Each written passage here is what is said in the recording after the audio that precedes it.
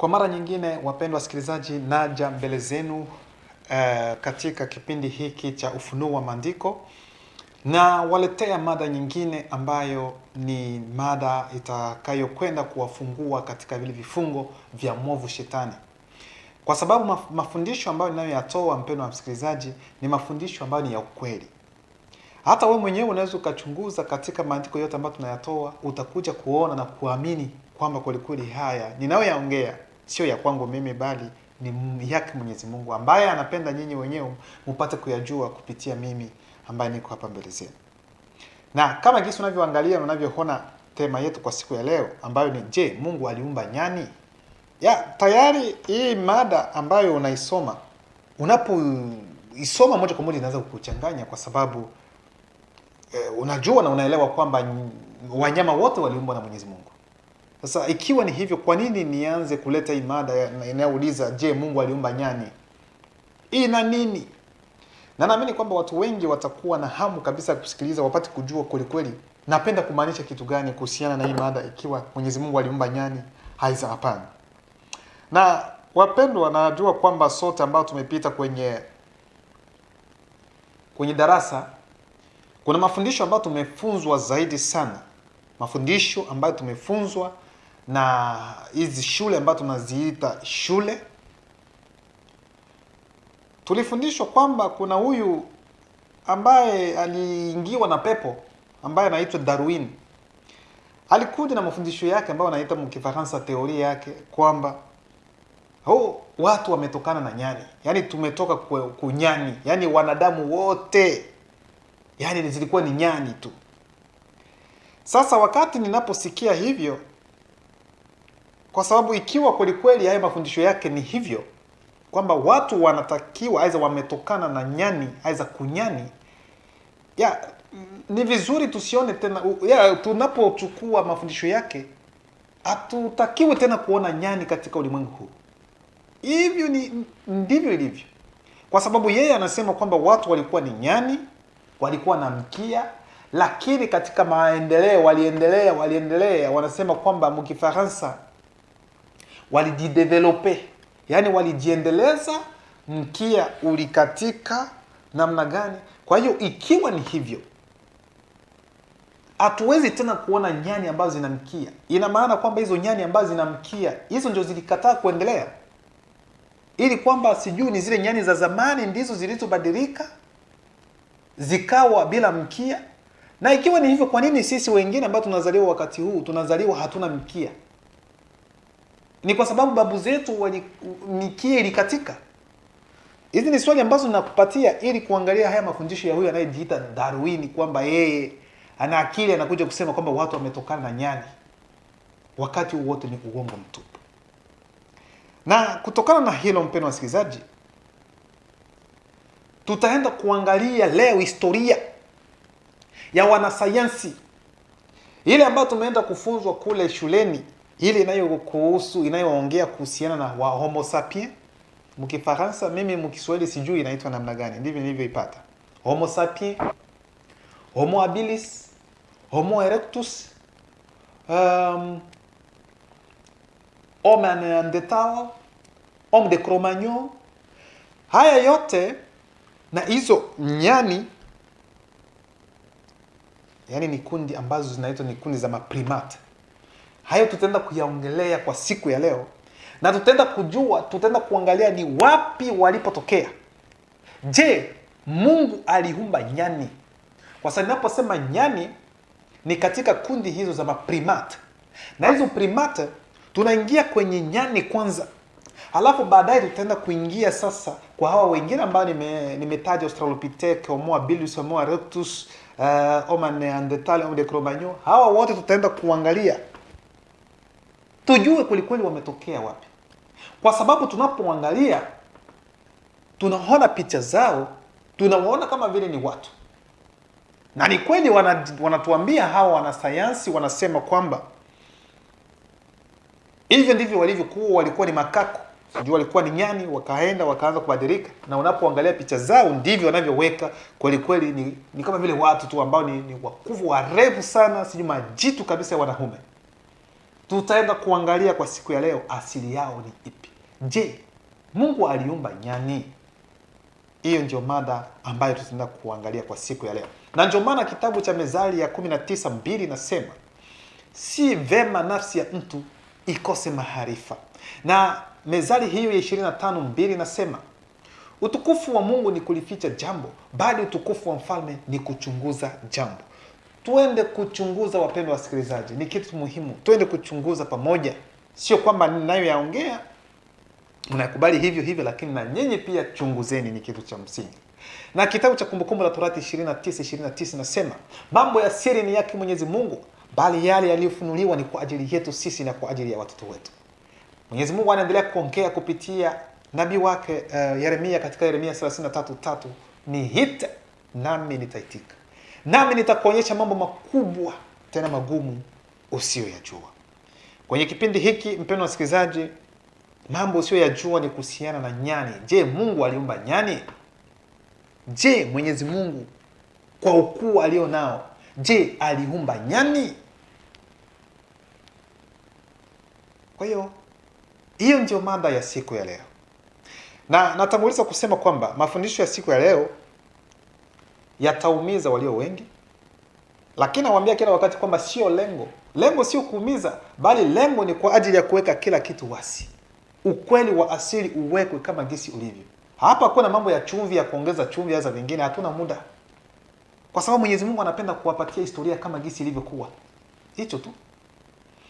Kwa hiyo ataumiza wale ambao hawapendi ukweli, wale ambao wametangulia kufunzwa ya mafundisho mengine ambayo yako tofauti na haya ambayo wataenda kusikia kwa siku ya leo, yataenda kuwaumiza. Na kuna wengine ambao wataleta maswali ya kutosha zaidi sana. Imekuwa namna gani? Imekuwa namna gani? Lakini ukweli wewe mwenyewe utaenda kuona kwa macho yako. Na unajua wazungu walishuka, kama gisi unavyoangalia vizuri katika mada zangu mbalimbali ambazo zimepita.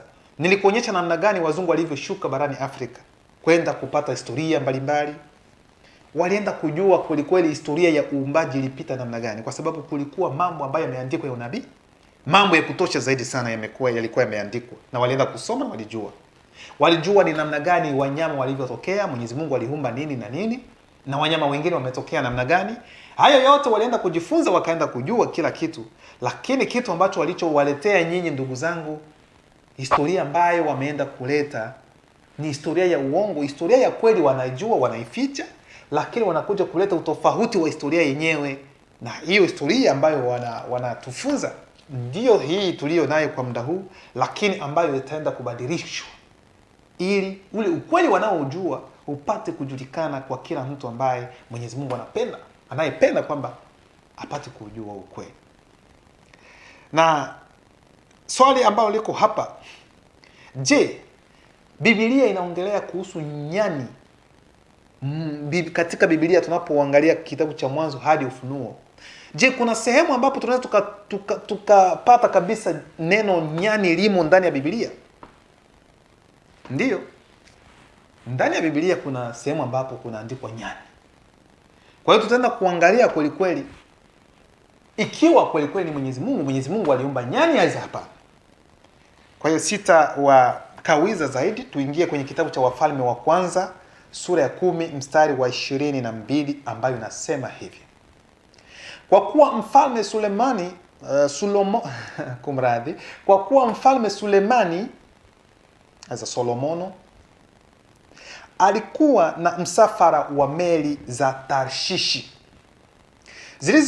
zilizokuwa zikisafiri pamoja na meli za Hiramu kila mwaka wa 3. Meli hizo za Tarshishi zilimletea mfalme dhahabu, kuna mkato, fedha, mkato, pembe, yani pembe za ndovu, nyani na tausi. Nyani pia zilikuwemo kwenye msafara huo ambao ulikuwa ukipelekwa kwa mfalme Sulemani baada ya miaka 3. Kwa hiyo tayari Biblia inaongea kuhusiana na nyani.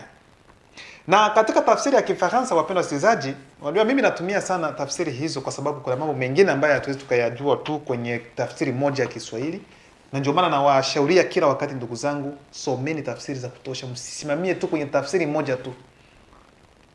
Kwa nini nachukua tafsiri ya Kifaransa? Kwa sababu kwenye mwisho wa mstari huu wanaongea kwamba kuna nyani na tausi. Tausi tunajua kama ni kama vile aina ya ndege, nafikiri ile mzuri mwili, sijui, ndio hivyo. Kila mtu anajua tausi.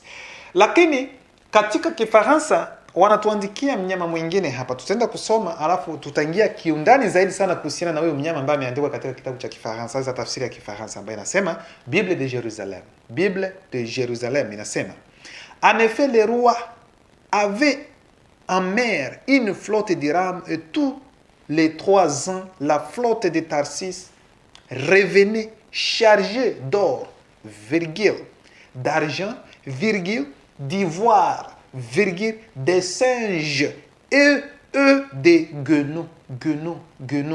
Hiyo guenon ndio nilikuwa napenda nipate zaidi katika Kiswahili, lakini sikuipata. Hiyo guenon ndio tutaenda kuangalia. Guenon ni nini? Guenon ni nini? Guenon kwa katika tafsiri za maana ya zamani zaidi sana, kabla haijaanza kuitwa kama inavyoitwa kwa wakati huu. Guenon hapo zamani walikuwa ni bule makako budogo bule. Lakini katika kipindi hiki Guenon inajulikana kama vile mke wa nani, wa chimpanzee. Yaani mke wa chimpanzee. Sijui mkiswahili tutasema namna gani. Yaani chimpanzee wa kike, chimpanzee gorilla. Yeah. Kwa hiyo nitasema kwa nini nimeleta hii tafsiri baadaye. Nitaka kuambia kwa nini tunaenda kuangalia hivyo na mjue hivyo. Na katika historia na katika ulimwengu wa filamu, kwa sababu unapoangalia hao watu ambao wanafanya filamu kumradhi huko Hollywood, filamu za kutosha zaidi sana wanazifanya kutokana na historia ya mambo ambayo yalitendeka, ya mambo ambayo yalipita. Waliwahi kutoa moja filamu ambayo inaitwa Lucy. Hiyo filamu ya Lucy kuna siri kubwa kuhusiana na uumbaji. Maana wanasema kwamba hiyo Lucy ndio kiumbe cha kwanza, hadi tuseme ndio mtu wa kwanza, sijui, ambaye aliumbwa, ambaye alionekana, tuseme sio kuumbwa, ambaye alipatikana.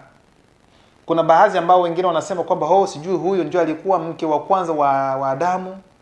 Alafu baadaye sijui walikorogana, sijui kulikuwa fujo sana, hiyo Lucy alikuwa anapenda vurugo za kutosha. Hizi moja historia za ajabu.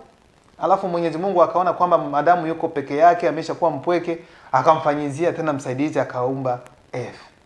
N'importe quoi. Hizo ni historia ambazo zinakuja, lakini hii teoria haya mazungumzo yapo, haya mafundisho yapo ambayo ninayowaambia hapa. Lakini sio kweli. Kwa hiyo wanachukua hiyo Lucy kwamba ndio kiumbe cha kwanza kuonekana katika ulimwengu huu. Na sisi tutaenda kuangalia kwanza maana ya Lucy ni nini. Na ni siri ipi ambayo wanatuficha zaidi sana kuhusiana na hilo jina la Lucy. Na hiyo filamu ambayo walienda kuitengeneza ambayo inaitwa Lucy. Kitu cha kwanza ambao mnatakiwa kukijua kwamba ni Lucy inakuja kwa jina la Lucien. Na huyo Lucien maana yake ni nini? Mkifaransa wanatuambia kwamba ni kuiga. Yaani Lucien ni maana yake ni kuiga mtu fulani. Yaani mkifaransa nimesema Kiswahili, lakini mkifaransa ni imiter quelqu'un, imiter, répéter. Vite plagier.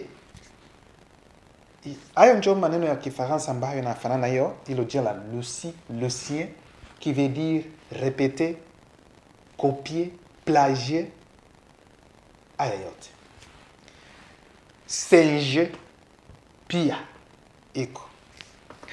Sasa tunapoangalia sasa jina la hiyo makako mkifaransa singe ni kuiga, aidha kukopi, kunakili, kurudia, vitu kama hivyo. Ndio hiyo mnyani ambayo tunasema mkifaransa singe ni namna ya kunakili, kukopi, kuangalia. Yaani unapoangalia hiyo singe aidha hiyo nyani na Lucien yote ni kitu kimoja ambacho kilipatikana hapo awali. Sasa tutaenda kugundua ni nini ambacho kilitokea hapo awali kabla ya mambo mengine yote ambayo kutokea, kwa sababu kuna siri kubwa ambayo wazungu au wanefili wanakuja kutuficha. Wanapenda kutuficha kwa sababu tusijue ukweli uko wapi, lakini ukweli utaenda kuwekwa wazi kwa siku ya leo. Kutokana na hicho, mnatakiwa kujua kwamba nyani, ikiwa nyani ziko hapo kwa ajili ya kuiga watu. Nyani ziko pale kwa ajili ya kuiga watu, kwa ajili ya kuiga taifa la Mwenyezi Mungu. Na naposema hivi mtajiuliza sasa, ikiwa nyani ni hivyo, nyani zimetokea wapi? Tuko katika mafundisho, mpendwa mwezaji, usiende haraka, usiwe na wasiwasi, kila kitu utaenda kukielewa hapo kwa siku ya leo. Na unapochunguza katika michezo mbalimbali ambayo watu weusi wanacheza pamoja na wazungu, aidha wanacheza katika nchi za wazungu, kuna jambo aidha kuna mambo fulani ambayo yanatokea. Na naleta kwanza mfano mchezaji wa Cameroon ambaye ni Samuel Eto'o. Samuel Eto'o wakati alipokuwa akicheza huko Hispania, aliwahi kutupiwa ndizi. Maana yake ni kwamba wanamchukulia yeye kama vile ni nyani, alafu nyani huyu inakula ndizi sana, yeye anapenda ndizi, kwa hiyo wanamtupia ndizi kwa kumuonyesha kwamba yeye ni nyani. Lakini napenda kuuliza nyinyi, mnajua kitu gani ambacho kinawasukuma? Kuna siri ipi ambayo ipo kwa ajili ya hayo mambo ambayo wanasema kwamba mweusi ni kama vile nyani, aidha sijui mweusi ametokana na nyani, na wao sio hivyo?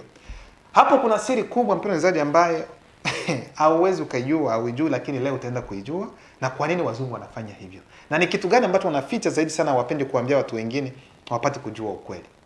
Tutaenda kuongea hapa na mtaenda kujua kwa nini mambo haya yanatokea. Sasa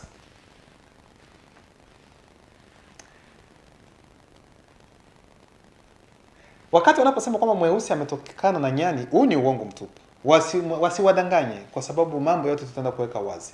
Wanaposema kwamba mweusi sijui alikuwa ni nyani, hasa ni nyani, makako, bonobo, chimpanzee, nini, hao yote ni uongo mtupu. Ni uongo, lakini ukweli wanaujua, lakini hawapendi kuweka wazi. Lakini kwa nguvu zake Mwenyezi Mungu, na nguvu zake Mwenyezi Mungu ni Roho Mtakatifu, tutaenda kusema huu ukweli, utakuwa wazi kwa siku ya leo, na wewe pia utajua ni wapi ulipo na unapoelekea, kwa sababu kuna wengine ambao wajua wako wapi. Wengine wanatusiwa makako, sijui bonoboa za nyani, wanaanza wanakasirika, lakini hawajui kweli uko wapi. Na wengine wanajiuliza labda ni kweli, wengine wanasema labda ni kweli, ni hivyo, lakini wote ni uongo mtupu. Na katika hawa wanasayansi walifanya utafiti wao, na utafiti unaweza ukaangalia hata kwenye internet, unaweza ukaupata. Waliangalia hii, wanasema huko hapa Uholanzi wanasema DNA, na wengine wanasema ADN. Waliangalia hiyo ya mtu mweusi na mtu mzungu, kulinganisha na hii machimpanzee hizo, mabonobo hizo, nyani. Katika chembe za mtu mweusi hakukuonekana hata kakitu, hata kapunje kadogo kuhusiana na nyani. Lakini kwao walienda kugundua hivyo, asilimia ya kutosha sana ya chembe za nyani na hizo zote mabonobo na vingine zinatoka, wao wako nazo. Karibu asilimia 98 wako nayo. 2 tu ndio ya utu, haya na 98 ni ya machimpanzee. Hayo sio mimi si mwanasayansi, ni wanasayansi wenyewe wao ambao walienda kufanya hivyo na walienda kugundua hivyo. Mnaweza mkajielimisha pia, mnaweza mkatafuta na muje musome hivyo, mnaweza mkapata nyinyi wenyewe, kwa sababu maandiko yanasema kwamba tafuteni nanyi mtapata. Kwa hiyo msio watu wa kungojea labda vitashuka tu, hapana. Kuna mambo mengine mnatakiwa kuyatafuta. Kuna mengine ambayo mnaweza mkaongozwa na Roho Mtakatifu, kwa sababu hayo hamwezi mkayaona hivyo. Kwa hiyo yale ambayo mnaweza mkatafuta, ni vizuri kutafuta, na yale ambayo ni ya kiroho, basi muombeeni Roho awasaidie. Nafikiri hicho ni kitu ambacho ni muhimu zaidi. Sasa tutaenda kuingia ndani ili tuende kuangalia kweli ikiwa Mwenyezi Mungu aliumba nyani aidha hapana, kwa sababu hii ndio mada ya siku ya leo. Kitabu cha Mwanzo sura yake ya kwanza mstari wa 28 inasema hivi: Mungu akasema, nchi na itowe aina zote za viumbe hai, wanyama wa kufugwa, viumbe vitambahavyo na wanyama wa porini wa kila aina. Ikawa hivyo.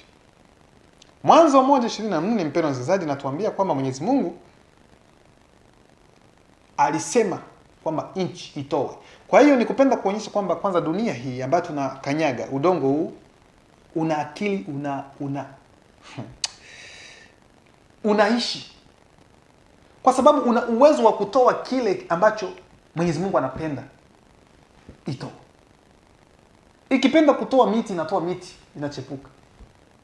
Hapa Mwenyezi Mungu anatuambia kwamba nchi, aliambia nchi, yani dunia, aiza udongo, analeta wanyama. Udongo ukaanza kutoa wanyama wakaonekana.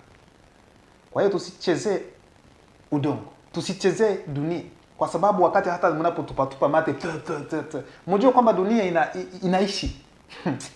Ni mama msio yajua. Dunia inaishi, wapendwa wasikilizaji. Dunia ina akili. Na ndio maana wakati Mwenyezi Mungu alipomwambia Adamu, wakati alipokosea, alimwambia kwamba dunia, nchi haitakupatia tena mazao yake kama gisi ilivyokuwa. Kwa sababu ni nchi, aidha ni dunia ambayo inaamua. Wakati unapofanya mambo ambayo si mazuri, dunia inaona. Itakunyima kwa sababu yenyewe inajua ina kila kitu. Kwa sababu katika dunia ina vitu vitatu. Ina mwili, ina nafsi na ina roho. Ni kitu ambacho huwezi ukajua. Hivyo ndivyo ilivyo, hata miti ni hivyo. Kwa hiyo kila kitu. Watu ambao wanakojoa hovyo kwenye miti na vingine, mjue kwamba mti unaishi, una ufahamu na akili. Jueni haya mambo yote ni muhimu, wapendwa wasikilizaji. Sio mada ya siku ya leo. Mwenyezi Mungu akaambia dunia ifanye hivyo, na wanyama wakaonekana. Sasa je, hao wanyama ambao wametoka katika hii dunia, nyani ilikuwemo? Je, nyani iliumbwa humo? Ilikuwemo? Kitabu cha Mwanzo sura yake ya 2 mstari wa 20 inasema hivi: Adamu akawapa majina yao kila mnyama wa kufugwa na ndege wa angani na kila mnyama wa mwituni, lakini hakuonekana wa kumsaidia Adamu aliyefanana naye.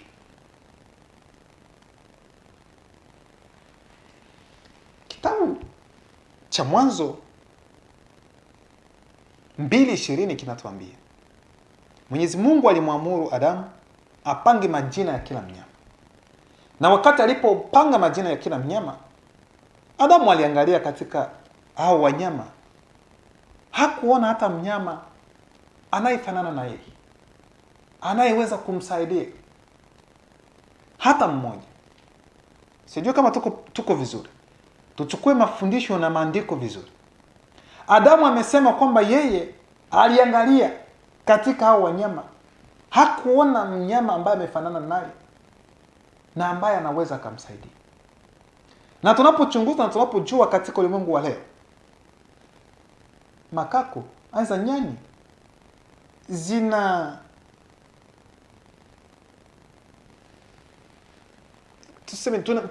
morfolojia wa mwanadamu. Kwa sababu nyani ina vidole, ikisimama hivi utafikiri ni mtu, inapua kama vile mtu na vingine. Unapoangalia tu kila kitu yani kuhusiana na nyani, yeye ana morfolojia, aidha morfolojia wa nani, wa mwanadamu. Tuseme tu anafanana na mwanadamu. Na tunapochunguza katika maandiko ya Mwenyezi Mungu, inasemekana kwamba Mwenyezi Mungu aliumba mtu kwa mfano wake. Na nyani inafanana na mwanadamu, sio kwa akili lakini kimaumbile. Sasa je, nyani pia ni kitu ambacho ni cha kiroho waza namna gani? Na nyani imetokea namna gani? Kwa sababu hapa Adamu amesema kwamba yeye aliangalia hakuona wa kufanana. Na tunajua kwamba nyani zinafanana na mwanadamu. Ikiwa mimi nakosea, mnaweza mkaniambia. Je, nyani hazifanani na wanadamu? Zinafanana na mwanadamu. Zinafanana na mwanadamu. Hapo moja kwa moja mnaanza kupata picha kidogo ya kupenda kuonyesha ikiwa je, nyani pia ziliumbwa na Mwenyezi Mungu. Na ikiwa kweli kama zimeumbwa, kwa nini Adamu anaweza kusema kwamba kati ya hizo nyama zote ambazo zilikuwemo hakuona nyama ambayo inafanana na Adamu, inafanana na yeye mwenyewe? Kwa nini? Nafikiri walio wengi watasema kwamba tunajua nyani ni nyani tu, azitembee kama vile mtu. Sio hivyo ndugu zangu. Tuendelee na mafundisho.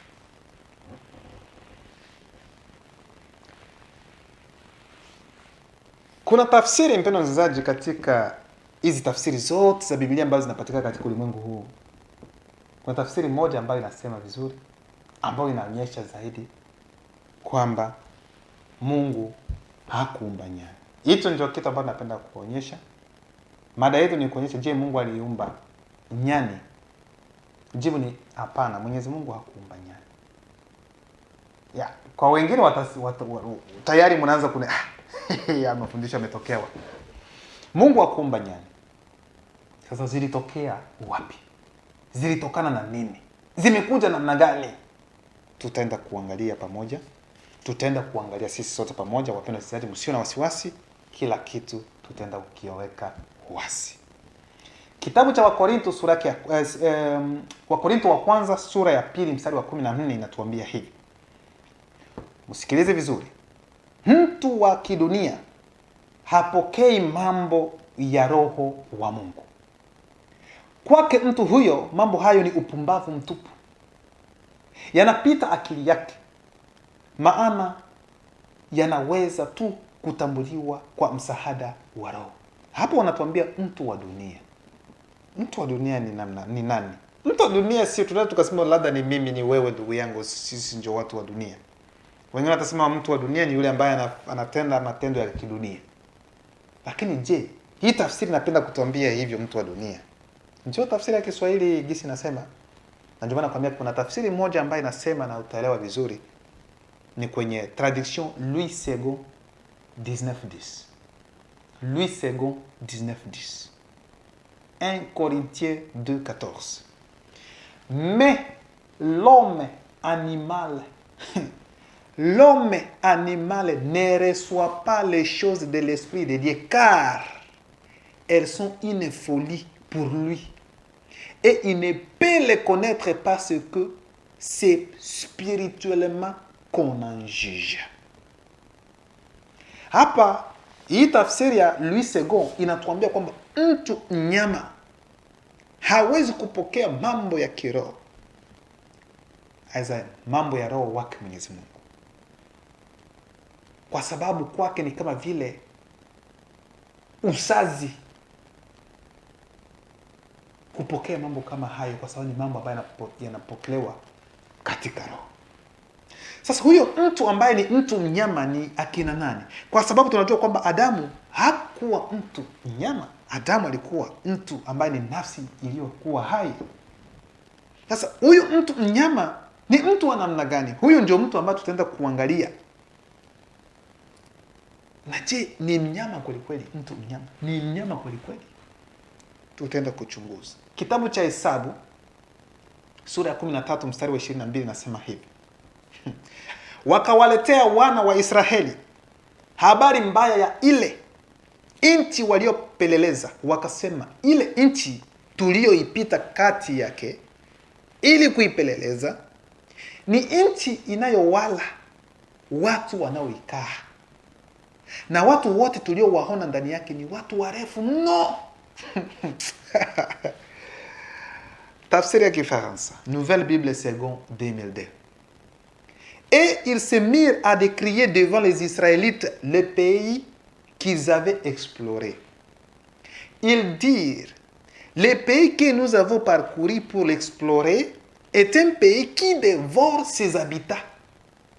Tous les peuples que nous y avons vus, ce sont des hommes de haute taille. Les hommes de haute taille. Hii tafsiri inatuambia kwamba ni wakati ambapo Yoshua alipowatuma wale wana wa Israeli wapelelezi waende kupeleleza nchi, waende kuangalia kwa namna gani, wakawaletea taarifa kwamba, ndugu zangu, nchi ambayo tumeenda kuipeleleza tumeiona ni nchi ambayo iko na watu, na wale watu ambao wako mule wanakula watu wao. Yaani nchi ambayo inakulana nyama wao kwa wao. Na watu ambao tumewaona, ni warefu sana kuliko sisi. Ukiendelea kusoma unakuambia kwamba kwetu sisi tumeonekana kama vile upanzi kidogo hivi tunapoangalia. Yaani ni walikuwa ni machito, watu wakubwa sana, warefu. Ndivyo maandiko yanavyotuambia. Sasa hapa tunachukua hii neno ambayo unasema dévorer. C'est un pays qui dévore ses habitants. Hii dévorer mkiswahili tunaweza kusema ni kurarua, kama vile kurarua. Na tunajua kwamba mwanadamu, mtu hawezi akamrarua. Mtu anakamata, anachukua, anakula. Mtu anakula. Lakini mtu anadevore ni nyama inayodevore. Aizi inayorarua na kula kwa namna hiyo ya kuchana chana, kukula kwa kuchana ni nyama. Lakini mwanadamu anakata, anakula. Sijui kama inaeleweka kwa kidogo. Sasa wanasema kwamba walikuwa na kimo kirefu zaidi sana. Tunashuka na maandiko kwenye mstari wa 33, Hesabu 13:33 nasema, kisha huko tuliwaona Wanefili. Sikilizeni sasa vizuri. Sasa huko, kisha huko, wanaendelea na ile taarifa kwamba waliona majitu. Na hayo majitu walikuwa wakina nani? Kisha huko tuliwaona Wanefili, wana wa Anaki, waliotoka kwa hao Wanefili, tukajiona nafsi zetu kuwa kama mapanzi, nao ndivyo walivyotuona sisi. Na Wanefili ni wakina nani? Wanefili ni wana ambao wanatoka katika uzao wa malaika wa Shetani na wanawake weusi. Hili unaweza ukaliona katika kitabu cha Mwanzo sura ya 6 kuanzia mstari wa 1 hadi 4, na zaidi sana 4 ndio wanasema hao wana Wanefili. Na Wanefili ni wakina nani? Ni wazungu. Wanefili ni rangi zingine tofauti na watu weusi. Hao ndio Wanefili. Hiyo sio siri. Na hapo ndipo kulipoanza rangi zingine kutokea. Hii nasema kila wakati ndivyo ninavyowaambia, na hivyo huu ndio ukweli ambao nasema. Kwa hiyo hao wana wa Israeli ambao walienda kupeleleza nchi, waliona watu warefu. Na hao watu warefu walikuwa ni Wanefili. Na ndivyo mnavyoangalia wazungu. Sio kwamba ni tusi aiza, sio kwamba ni ubaguzi aiza. Niseme namna gani? Chuki? Hapana. Wazungu ni warefu. Mimi kama niko hapa, wakati niko nyumbani nilikuwa najiona kama mimi labda niko mrefu. Lakini ninapofika hapa najiuliza, hivi tunasema kwamba sisi ni warefu kweli? Hatuko warefu. Kuna wanaume warefu, naangalia hivi. Wanaume wana mita 2 huko. Unajua watu wamekuja wapi? Unajua watu wanatokea wapi? Hawa ndio hawa watu ambao wanatokea kwa hao wana ambao ni Wanefili, ni hawa wenyewe. Sasa Wanefili kwa Wanefili tena walizahana, kukaja rangi zingine na aina zingine za watoto. Lakini wale Wanefili ambao walizaliwa kutoka moja kwa moja kwa malaika wa Shetani waliotembea na wanawake weusi, wale Wanefili waliozaliwa walikuwa majito. Niliwapatia mfano wa nani? Wa Goliati. Si mnaweza mkasoma gisa alikuwa na mita kama 6 nafikiri. Miguu yake alikuwa na vidole 12 hivi. Unafikiri huyu ni mtu ambaye ni mtu kawaida? Ni hao watu ambao walizaliwa namna hiyo. Kwa sababu wakati malaika, wao wanaambia malaika wa Mwenyezi Mungu, ili kwamba ashuke, atoke mbinguni, ashuke huku, aje wakati wa kipindi kile cha dhamani, ili achukue mwili wa mwanadamu. Kwa sababu malaika wote yule ambaye alikuwa akishuka alikuwa akichukua mwili wa mtu mweusi. Baadaye mtaniuliza sasa, ikiwa malaika hawa walichukua miili ya watu weusi, kwa nini wazungu wamepatikana? Lakini naweza nikakwambia kwamba mtu anaweza akachukua rangi hiyo, lakini yeye ni mtu wa kiroho tu, ni mtu ambaye amezaliwa mbinguni. Kwa hiyo ADN ile DNA, zile chembe haziko sawa sawa na sisi ambao tumeumbwa. Na hiyo chembe hiyo iliyo ndani hiyo ndio mtu binafsi, ndio ule, yani ndio huu weupe ambao unatoka nje, gisi alivyo ndani. Ili kuonekana yeye ni mweusi, amechukua mwili mweusi, ni kwa sababu yeye aingie katika ulimwengu wetu. Lakini kindani, kiroho, aiza kimaumbile, yeye ni kiumbe cha mbinguni. Kwa hiyo kiumbe cha mbinguni hakiwezi kuwa sawa sawa na sisi. Baadaye mtaniuliza labda sasa watu wote walio huko juu mbinguni, malaika wote ni wazungu. Sio, sijasema hivyo. Sijasema hivyo. Hata kama naposema kwamba watu walio huko malaika ni weusi, sio weusi huu wetu. Ni weusi wengine ambao huko unang'aa tofauti na huu ambao tuko nao. Na inaposema kwamba ni weusi, ni wanajulikana zaidi sana ni weusi kutokana na hiyo morfolojia ambayo nimesema mimi, muonekano ambao wako nao. Utakuta wanakuambia kwamba nywele zinajikunja kunja, wanakuambia miguu yao ni nyeusi, ni kama vile shaba, inakuwa kama vile shaba. Hayo mambo kidogo kidogo yanatuonyesha na kupenda kutuonyesha kwamba hao watu ni watu weusi.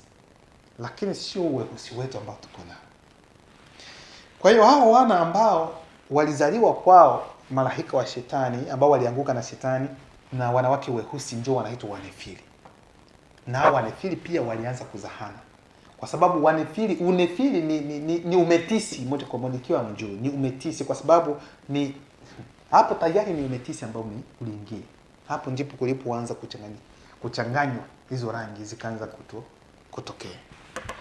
Siko hapo kwa ajili ya wanefili zaidi, lakini tuko hapa kwa ajili ya nyani, na tuangalia watu wa Homo Cro-Magnon, wa Homo Neanderthal, Homo habilis, Homo erectus, Homo sapiens, Australopithèque. Haya yote yametokana na nani? Imetoka wapi? Traduction Abbé Filion. Nous avons vu là des hommes qui étaient comme des monstres. Des hommes qui étaient comme des monstres, des fils d'Enak, de la race de géants, auprès desquels nous paraissions que comme des sauterelles. Traduction Samuel Caïn. Là, nous avons vu les Néphilim, entre parenthèses, géants. Enfants d'Anak, oui, des Néphilim, virgule. Nous étions à nos yeux comme des sauterelles, et tels nous étions à leurs yeux. Kwa hiyo wanawaambia kwamba wale watu waliokuwa wakila watu wao ni wanefili. Walikuwa ni wanefili. Sijui kama inaeleweka. Walikuwa ni wanefili. Na hao ndio hao wanaoambiwa kwamba mtu mnyama, homme animal, ndio hao watu. Kwa hiyo ikiwa ni mtu mnyama, ujue kwamba huyo hajaumbwa na Mwenyezi Mungu. Ujue huyo hajaja kwa mapenzi ya Mwenyezi Mungu. Hapa tunaongelea kuhusiana na hao wanefili. Hao watu ambao wanakula watu wao. Ndio tunaongelea. Kitu ambacho mnatakiwa ukijua ni kwamba mnachokisahau ni kwamba unajua hiyo Vatican imewaficha mambo mengi sana. Vatican inajua historia yote, ukweli wote wanajua, lakini wanakuja kusema mambo ambayo ni ya uongo, lakini ukweli wanajua. Tunajua sisi sote kwamba kuna kitabu cha Enoch. Enoch aliandika, na Enoch aliandika kabisa kabla hata hao Wagiriki hawajakuwepo au Waebrania hawajakuwepo. Enoch aliandika na kitabu chake kiko. Lakini unapoangalia kwa wakati huu, nafikiri kuna tafsiri karibuni 12 za kitabu cha Enoch. Ambacho kati ya hizo tafsiri 12 kuna tafsiri moja ambayo iko nzuri. Lakini baada ya kuona kwamba hicho kitabu kimeonekana, wakaleta tafsiri zingine ili kwamba mweusi azidi kuchanganyikiwa, asipate kujua ukweli uko wapi. Na katika kitabu hicho cha Enoch kuna kitabu kingine ambacho kinaitwa cha Géant, les Géants, Livre des Géants. Wanasema kuhusiana na namna gani wa malaika walivyoshuka. Kuna malaika 200, ndivyo wanavyosema katika kitabu cha Enoch kwamba 200 walioshuka. Wao walishuka. Hiyo kundi ikaenda kutembea na wanawake weusi. Sehemu nyingine tutashuka pole pole kwa sababu tunaweza tukawachanganya. Livre de Géant 3, 4, 5. Nafikiri hiyo utaangalia katika Biblia yako hautaipata. Unaweza kuangalia labda kwenye internet, hiyo unaweza kupata. Livre de Géant 3, 4, 5. Dans le champ de chaque espèce d'oiseau pour opérer des croisements. Pour opérer des croisements. Hapa nimefupisha kidogo, wanapenda kuambia kwamba napenda sasa niwaonyeshe namna gani nyani zimetokea, Australopithecus, Homo Neanderthal, Homo de Cro-Magnon, Homo sapiens, Homo habilis vimetokea namna gani. Msikilize sasa, hii ndio historia, sio hii ya wanasayansi ambao wanakuambia kwamba sijui mtu alikuwa hivi akaenda anajibadilisha mkia ukakatika na vingine mporte kwa. Sikilizeni gisi walivyokuja hao watu. Na nyani zimetokea namna gani. Mwenyezi Mungu aliumba kupitia uweza wake, aliumba wanyama. Na katika wanyama ambao Mwenyezi Mungu aliwaumba, hapakukuwa nyani. Nyani haikukuwepo. Hii zote Australopithecus, Homo habilis, Homo erectus, Homo sapiens, Neanderthal, Cro-Magnon, wote hawakuwepo. Walitokea namna gani? Baada ya shetani kuanguka, baada ya shetani kuanguka, kwa sababu alishuka na theluthi 1/3 ya malaika. Na wanaposema theluthi 1/3 ya malaika ni wengi, walikuwa wa kutosha zaidi. Sasa wakati aliposhuka, alipoteza utukufu wake, alipoteza ule ulinzi wake kama vile kiumbe cha kiroho, naye pia akaingiwa na tamaa. Na ndio maana wakati tunapoangalia vizuri, wakati Kristo alipokuwa akimwambia Petro, Kristo anasema inanipasa niende Yerusalemu kupata mateso mengine ili siku ya 5 nifufuke. Petro akamwambia Kristo, haya mambo hayatakupata na mengine. Kristo alimwambia namna gani? Rudi nyuma yangu Shetani. Sio kwamba alikuwa anaongea na Petro kwamba ndio Shetani, kwa sababu Shetani alikuwa tayari ndani yake. Lakini alimwambia rudi nyuma Shetani, maana mawazo yako si mawazo ya Mwenyezi Mungu. Sio kama mawazo ya Mwenyezi Mungu, bali mawazo yako ni mawazo ya wanadamu. Kwa hiyo Shetani tayari alikuwa mawazo yake ilikuwa tu ni ya kidunia, ya kiwanadamu. Na hapo ndipo malaika zake pia walikuwa tayari wameshaanza kuingiwa na ile tamaa ya wanadamu, kwa sababu hapo tayari walikuwa kama vile wanadamu. Ndipo wakatamani wanawake weusi wa mstari wa Kaini, wakaenda kuzaa nao. Wakati walipozaa na hao wanawake, kukazaliwa wanefili. Hao wanefili ndio rangi zingine, kwa sababu hapo ndipo kulipoanza metisaji, haiza ule mchanganyiko wa marangi. Hapo tayari moja kwa moja. Na hao wanefili, hao wazungu, sehemu wao malaika, baada ya kuzaa, kuna kundi lingine ambalo lilienda porini. Wakati lilipoenda porini, lilienda kuzaa na wanyama wengine ambao Mungu aliumba. Wakati walipotembea na wanyama porini, kukazaliwa baadhi, kuna viumbe, kuna aina zingine za wanyama ambao walitembea nazo, ambao kulikuja nyani. Sijui kama inaeleweka. Kulikuja nyani. Na zizo nyani ambazo zilikuja sio nyani ambao ni kidogo, zilikuwa zile nyani kubwa. Hii ndio historia ambayo nawaambia. Mtaniuliza zimeandikwa wapi? Kukawa nyani kubwa, kukazaliwa nyani kubwa. Hizo nyani kubwa hizo, tena hao wazungu, hao wanani wa malaika wa Shetani, wakatembea na hizo nyani tena. Sijui kama inaeleweka. Cha kwanza walienda kutembea na wanyama porini, katika aina mbalimbali za wanyama. Hata walitembea na mbuzi ambao kunakuja wanaitwa masatiri, masentor, sijui kuna aina mbalimbali ambazo zinatoka. Nafikiri Mungu akipenda nitazijua baadaye. Wakatembea na wanyama. Baada ya kutembea na wanyama, kati ya baadhi hizo nyama kulikuwa zimoja ambazo zilitokea nyani.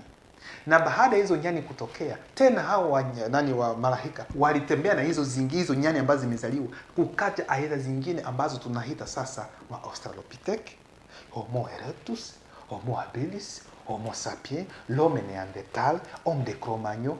Hizi zote aina hizo zilitoka sasa kutoka kwa nyani. Hizo ndio aina za maprimate. Huu ndio ukweli, na hii ndio historia ambayo hamwezi mkaipata popote. Hapo ndipo hao walipotokea.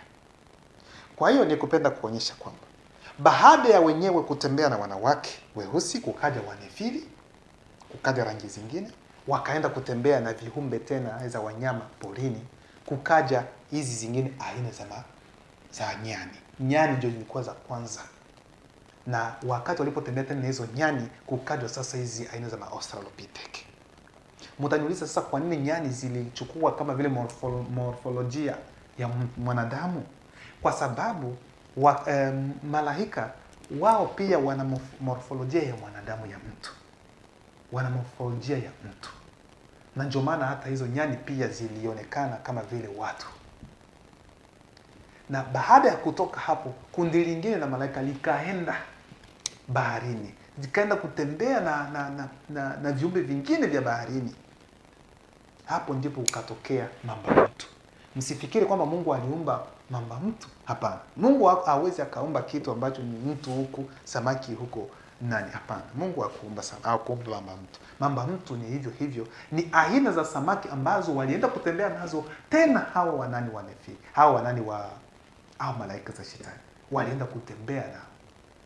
Na hapo ndipo kulitokea hata hizi mapepo, mademon, mambo mengine ambayo mwezi mkajua. Hapo ndipo kulipotoka, kwa sababu demon za pepo hazikuumbwa na Mungu, lakini zilitokea katika mchanganyo wa malaika za Shetani kutembea na baadhi ya viumbe mbalimbali katika huo ulimwengu. Sijui kama inaeleweka, kwa sababu hapo awali Demon, hizi pepo zilikuwa na miili, zinatembea, zilikuwa na miili, lakini Mwenyezi Mungu aliangamiza. Inabakia sasa tu katika mambo ya kiroho. Sijui kama inaeleweka. Hii ndio historia ambayo ipo. Hii ndio historia ambayo hautapata sehemu yoyote. Na huu ndio ukweli ambao upo. Mwenyezi Mungu hajaumba nyani, hapana. Lakini zimetokana na hivyo. Kwa sababu wakati Adamu anapokuambia kwamba aliangalia katika wanyama wote, hakuona wa kufanana naye. Anapenda kuonyesha hivyo. Hakuwa hata nyama wote ule, kwa sababu unapoangalia Lome na Neanderthal na vingine, jiulize alitokea wapi? Kwa sababu yule ni mtu kabisa, ijapokuwa ni kijito kirefu cho, lakini anaeneza ni rangi tu na vingine, lakini ni mtu. Haya mambo mnaoyaona madinosaur na vingine, masatir, msifikiri kwamba wanacheza mambo ambayo ni mzaa, ni mambo ambayo yapo, ni ukweli. Japokuwa wanaweza wakaweka na uchumvi na kubadilisha mambo mengine, lakini ni ukweli. Kwa hiyo nikupenda kuambia kwamba Homo sapiens, Australopithecus, Homo habilis, Homo erectus, Homo neanderthal, Homo de Cro-Magnon, na hizo nani senji, hizo manyani mote, makako, mabonobo, machimpanzee, hizi zote aina zote ni wanefili. Sijui kama inaeleweka. Ni wanefili. Na wanefili ni nani? Wamezaliwa katika mchanganyo ule mseto. Wamechanganywa. Damu imechanganywa. Kwa sababu wote wametokea katika ule uhusiano kati ya malaika wa shetani na wanyama, aidha kati ya malaika wa shetani na wanawake weusi, kati ya malaika wa shetani na wanyama katika bahari. Kwa hiyo hizo zote kundi zote ambazo tunawaambia, hata hao wengine wanani mamba mtu ndani, wote ni wanefili, ni aina za wanefili. Na hii zote ambazo nimekutajia, wote wana ADN za DNA moja. Na ndio maana hata wazungu wote ambao mnajua kila aina, na hii Australopithecus, Homo habilis, Homo erectus, Homo sapiens, Homo neanderthal, Homo Cro-Magnon, wote wako na DNA hii moja. Lakini mtu mweusi hana hata chembe, hata sifuri ya chembe katika hao wanyama. Sijui kama inaeleweka. Nafikiri ya mafundisho kwa wengine itawaumiza, sijui. Aidha wengine watachanganikiwa, lakini hamtakiwi kuchanganikiwa. Mtachanganikiwa kwa nini? Unaambia ukweli ambao unatoka kwa Mwenyezi Mungu, huu ndio ukweli. Wengine wanafikiri, wanapenda tu niwaonyeshe ndani ya Biblia imeandikwa wapi. Kuna watu wengine ambao wamelishwa maneno na Mwenyezi Mungu. Sio kila kitu ambacho utakiona ndani ya Biblia, ndugu zangu. Kila ambacho kimo tunawaonyesha. Na kile ambacho hakimo unaambiwa jinsi kilivyokuwa. Kwa sababu historia ndio hii ambayo unaambiwa hapa. Ya ukweli hautaipata sehemu nyingine. Ndio huu ukweli ulio. Kwa hiyo nafikiri hapo tuko sambamba. Na ndio maana utakuta katika maandiko, katika Biblia, utakuta wanakuambia kuna masatir. Na masatir wanakuambia kwamba kwa mfano wana umbo za picha kama vile ya nani ya mbuzi, vitu kama hivyo. Usifikiri kwamba ni kitu ambacho ni mzaa hapa. Ni kweli, ni mambo ambayo yalipitika. Ni mambo ambayo yani ni mchanganyo, yani kuna viumbe vingine ambavyo ni hibrida. Masatir, masantor, ono santor, haya mambo yote, haya maneno yote ambayo mnakuwa mnapata ni wanefili. Yani ni huu mseto ambao uliingia hapo, hybridation. Mambo ambayo ya uchanganyo ya madamu na vingine kutoka kwa malaika wa shetani kutembea na viumbe vingine mbalimbali ambavyo vilikuwa hapa katika chini ya jua. Na hiyo tulikuwa lengo kwa ajili walete viumbe vingine ambavyo viko tofauti. Uchukue mfano, kuna wakati huu utakuta mbuzi inazaa mtoto ambaye anafanana kama vile mwanadamu. Jiulize imetoka wapi? Jiulize inatoka wapi? Hivi inaonekana utakuta mbuzi inazaa mtoto ambaye macho ya mtu, lakini huyu ana masikio mbuzi.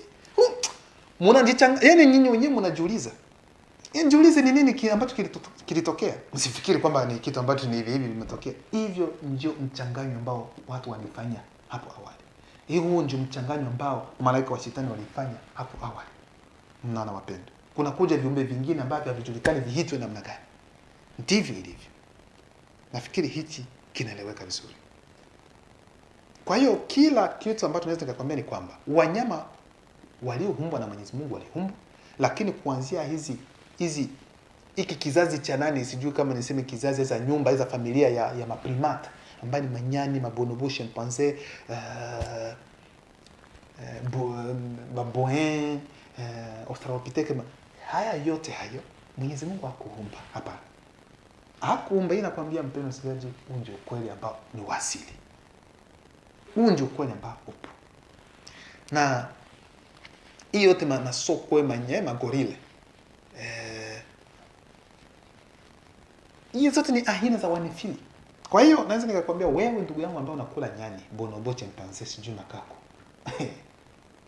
nikwambia uache kula, kwa sababu unakula ni mchanganyo kati ya nani ya. Ndio maana utakuta wazungu wanauliza, mnakula nyani? Kwa sababu tuko huko, wanauliza mnakula nyani nyumbani, za gorila, za chimpanzee na vingine, makako, bono.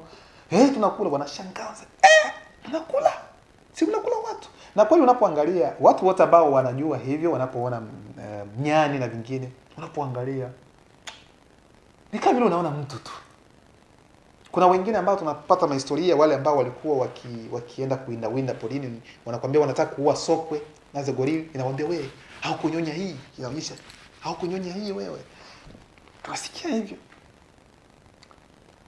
Sasa haya mambo yote tuende kujiuliza yametokea namna gani? Sisi tunafikiri kwa sababu yako porini kwamba Mwenyezi Mungu aliumba hivi vyote. Kuna vitu vingine ambavyo vipo ambavyo Mwenyezi Mungu hakuumba, lakini vimekuja kwa sababu ya ule uasi. Shetani kwa sababu yeye anapenda kukopi Mwenyezi Mungu. Anapenda kukopi. Na ndio maana hata hizo makako ziko pale kwa ajili ya kukopi wana wa Mungu, taifa la Mungu. Na ndio maana hata hao wazungu wote ambao wako hapa wanafanya kopi ya vitu ambavyo vilikuwepo. Na ndio maana hii teknolojia ambao wanasema kwamba kuna teknolojia na vingine, hakuna chochote. Mambo yote walikopi barani Afrika. Kwa sababu Sulemani alisema, Sulemani wote walikuwa ni weusi. Hakuna jipya chini ya jua. Wakati Sulemani anaposema hakuna jipya chini ya jua, yaani anamaanisha kwamba kila kitu kilikuwepo. Na kilikuwepo wapi? Zamani. Lakini wakati ule kilikuwa na jina lingine ambacho kinaitwa. Na wakati huu kinaitwa kwa jina lingine. Kwa hiyo wako hapa kwa ajili ya kukopi tu yale ambayo yametendeka.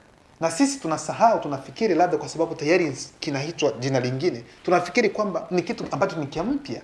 Na busara, akili yetu, kila kitu, ujuzi wetu walichukua kwa sababu sisi tulimwasi Mwenyezi Mungu wetu wa kweli. Tukaenda kuingia kwa miungu ambayo ni ya kigeni.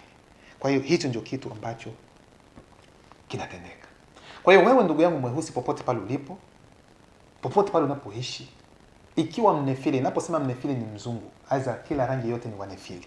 Hiyo sio tusi, ni kweli ndivyo ilivyo. Mnefili akija kwako anakuambia kwamba wewe nenda kule nyani, makako, rudi nyumbani kwenu. Umwambie unasema uongo. Mimi si makako, wewe ndiye makako. Wewe ndio nyani. Kwa sababu nyinyi mmetokea huko, mimi sijatokea huko. Mwambie hivyo, huo ndio ukweli ambao upo. Sio kwamba unamtusi, unamwambia ukweli ajue jinsi alivyo. Kwa sababu ni historia ambayo mababu zao wamekuja kuwaambia ili kwamba wapate kutudhibiti, sijui watuonee namna gani. Sio hivyo. Kwa hiyo ni muda wetu na sisi wenyewe kuonyesha ukweli uliopo. Wanapokuambia hivyo, mwambie kwamba mimi si nyani. Kwa sababu wewe si nyani. Hauna chembe hata kidogo ya nyani, lakini wenyewe wao ndio walio na hiyo chembe ndani yao. Kwa hiyo kwa nini tuende kugangania na kukasirika? Wengine wanatusiwa sijui up ndio huko Netherlands wanaita up yani ni makako, aidha ni nyani. Wengine wanakasirika kwa sababu hawajui historia yao. Wanafikiri kweli labda ni kweli. Sio hivyo. Wao ndio wanajua. Mnaweza mkajiuliza sasa kwa nini hizo hapo za nani, mbona ni kuna zingine nyeusi na vingine? Ndivyo ilivyo kwa sababu katika hao wazungu au malaika waliotembea na wanawake weusi. Kwa sababu katika wanawake weusi kuna wengine ambao ni weusi kweli na kuna wengine ambao wana mwanga kidogo, wana hivi. Ndivyo ilivyo tu. Kwa hiyo hata hali zenyewe si kuna makako zingine, si kuna nyani zingine ambazo ni za wazungu, ni za kizungu. Si kwa muangalia na mkwa mnajiuliza. Si kuna zingine ambazo ni za rangi nyeupe. Zipo. Zinapatikana. Kwa hiyo hayo yote ni mambo ya kujua. Najua kwamba ukweli utaumiza walio wengi, lakini sio lengo. Ni lazima nitaongea kwa sababu ni ukweli wa asili.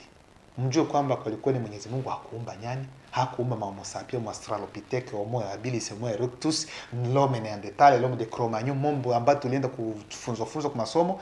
Haya yote Mwenyezi Mungu akuumba. Na ndio maana wanakuja kutuambia kwamba sijui mtu wa kwanza alikuwa Australopithecus. Huyo Australopithecus mtuonyeshe gisi alivyo. Waanza kumuonyesha mambo mengine aiza namna mengine.